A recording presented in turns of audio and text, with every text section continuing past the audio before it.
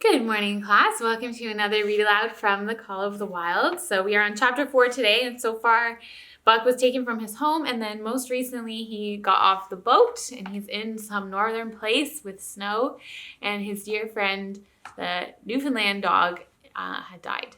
So that is where we left off yesterday, so now we're going to see what happens to Buck. So this is chapter 4, The Team. Before long, Buck received another shock. Francois walked over to him with something made of leather straps. He then buckled and fastened this upon Buck. It was a harness. Buck had often seen such harnesses put on horses back home on Judge Miller's estate. These horses were then put to work, something Buck had never been made to do. Yet now he was set to work pulling Francois on a sled to the forest for a load of firewood. Buck had become a work animal. His pride suffered a blow, and though this was new and strange, he was determined to do his best. Buck became the middle member of the three-dog sled team. He soon learned that order and teamwork were necessary. Francois was stern and taught the dogs to obey with his whip. Dave had worked on a team before and was an experienced wheeler, holding the position closest to the sled. He nipped at Buck's hind legs whenever he was in error. Spitz was the lead dog. He growled sharply now and again and threw his weight into the two straps, the traces, that linked all the dogs. Buck learned easily and made good progress. Before they returned to camp, he knew enough to stop at Hoe, to go ahead at Mush, to swing wide on the bends, and to keep clear of the wheeler when the loaded sled shot downhill at their heels.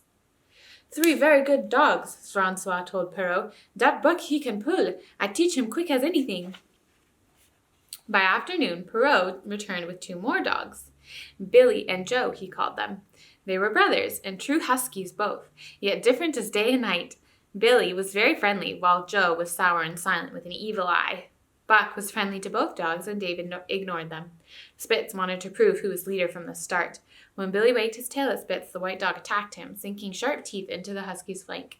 Then Spitz circled Joe. Billy had fled, but Joe whirled around on his heels to face Spitz, ears laid back, lips snarling, jaws clipping together, and eyes gleaming with stubborn fear. By evening, Perrault brought another dog, an old thin husky with only one good eye. He was called Sol Lex, which means angry one. Like Dave, he asked nothing, gave nothing, and commanded respect. Even Spitz left him alone. Sol Lex did not like to be approached on his blind side. Buck was unlucky enough to discover this. Sol Lex whirled upon Buck and slashed his shoulder to the bone when Buck walked up to the side with a bad eye. After this, Buck avoided his blind side and had no more trouble. That night, Buck faced the great problem of sleeping out in the freezing cold. The tent was lit by a candle and it glowed warmly.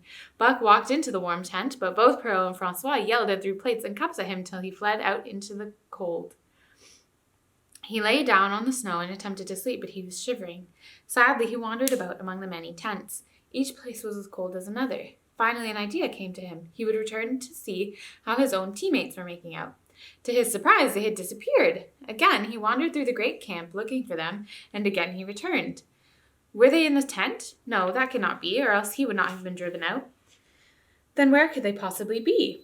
With drooping tail and shivering body, he circled the tent. Suddenly, the snow gave way beneath his forelegs, and he sank down. Something wriggled under his feet. He sprang back, bristling and snarling, but a friendly little yelp calmed him and brought him back. There, curled up under the snow in a snug ball, lay Billy. He whined, squirmed, and wriggled to show his goodwill, and even licked Buck's face with his warm, wet tongue. Another lesson. So that was the way they did it, eh? Buck selected a spot, and after a few tries, finally dug a hole for himself. The day had been long and hard. He slept soundly and comfortably, though he growled and barked and wrestled with bad dreams. Buck did not open his eyes until he heard the sounds of the waking camp. At first, he did not know where he was. It had snowed during the night, and he was completely buried. The muscles of his whole body ached. The hair on his neck and shoulders stood on end. With a ferocious snarl, he bounded straight up into the open air, sending the snow flying. He landed on his feet and saw the camp. Then he remembered everything that had happened to him, from the stroll with Manuel, to the boat ride, to the sled team, to the hole he had dug for himself the night before. "What I say?" the dog driver, Francois, cried to Perrault. "Dat Buck for sure learn quick as anything." Perrault nodded. The Canadian government needed the best dogs on this run. He was glad to have Buck. 3 more huskies were added to the team, making a total of 9. Before long, they were in harness and swinging up the trail away from the camp. Buck was glad to be gone. The work was hard, but he did not hate it.